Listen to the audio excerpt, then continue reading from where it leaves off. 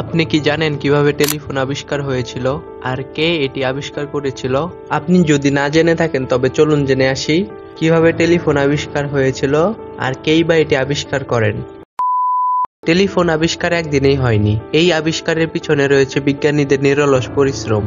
বর্তমান আমরা যেই টেলিফোন ব্যবহার করি সেটি তারের মাধ্যমে এক জায়গা থেকে অন্য জায়গায় কথা পৌঁছানো হয়। রবার্ট হুক 1667 সালে একটি টেলিফোন বানান। তিনি একটি তারের দুদিকে একটি ধাতব রিসিভার লাগান।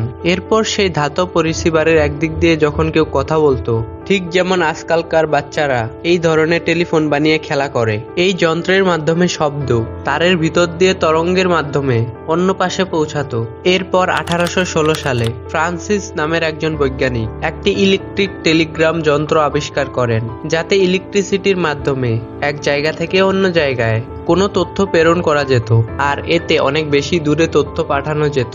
তবে এটিতে একটি সমস্যা ছিল, এতে একবারের বেশি তথ্য পাঠানো যেত না, আর এতে পাঠানো তথ্যগুলো কোডিং করতে হতো। এরপর 1861 সালে একজন German engineer Johann Philipp Reis শব্দ পাঠানোর জন্য একটি যন্ত্র আবিষ্কার করেন। তিনি এটির নাম রাখেন টেলিফোন। তিনি মনে করতেন ইলেকট্রিসিটির মাধ্যমে শব্দকে এক জায়গা থেকে অন্য জায়গায় পাঠানো সম্ভব। তবে এই টেলিফোনে একটি সমস্যা ছিল, এতে পাঠানো শব্দ একতরফা ছিল এবং এই শব্দ ভালোভাবে শোনা যেত না, ফলে এই যন্ত্র মানুষের কাছে তেমন একটি সাড়া ফেলতে পারেনি।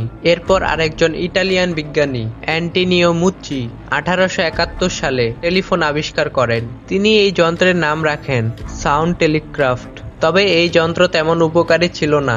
এরপর আসেন মহান বিজ্ঞানী আলেকজান্ডার গ্রাহাম বেল। ইনি 3রা মার্চ 1867 সালে ইংল্যান্ডের এডিনবার্গে জন্মগ্রহণ করেন। আলেকজান্ডারের মা এবং স্ত্রী দুইজনেই বধির ছিলেন, অর্থাৎ তারা দুইজনেই কানে শুনতে পেত না। ছোটবেলা থেকে তিনি অত্যন্ত মেধাবী ছিলেন। তিনি মাত্র 13 বছর বয়সেই গ্র্যাজুয়েশন কমপ্লিট করে ফেলেন। ফলে আলেকজান্ডারের মনে শব্দ তরঙ্গ নিয়ে বেশ কৌতূহল ছিল। তিনি দেখেন এর আগে অনেক বৈজ্ঞানিক তারের মাধ্যমে শব্দ প্রেরণ করেছেন, কিন্তু সেটি অতটা উপকারী ছিল না। ফলে আলেকজান্ডার নিজেই টেলিফোন আবিষ্কারের সাথে যুক্ত হয়ে যান, আর এই কাজের জন্য তিনি একজন সাথীকে তার সাথে রাখেন, যার নাম ছিল থমাস ওয়াটসন। তারা দুজনে বেশ কয়েক বছর ধরে টেলিফোন আবিষ্কারের চেষ্টা করছিলেন, কিন্তু তেমন একটা সফলতা পাচ্ছিলেন না। 1876 সালে 10ই মার্চ আলেকজান্ডার অন্যান্য দিনের মতো টেলিফোন আবিষ্কারের কাজ করছিলেন এবং তার সাথী ওয়াটসন উপরে দোতলায় কাজ করছিলেন। এরপর কাজের ফাঁকে আলেকজান্ডারের প্যান্টে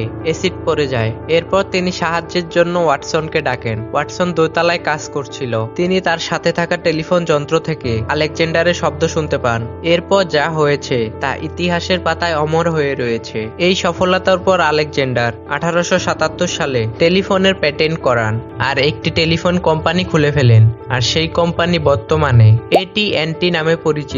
এরপর থেকে ধীরে ধীরে সারা বিশ্বে টেলিফোন ব্যাপক জনপ্রিয়তা পায়। তবে আজ স্মার্টফোনের যুগে টেলিফোনের ব্যবহার প্রায় কমেই গিয়েছে। বন্ধুরা, আপনাদের কি মনে হয় মানুষ আবারও টেলিফোনের ব্যবহার শুরু করবে? অবশ্যই কমেন্ট করে জানাবেন।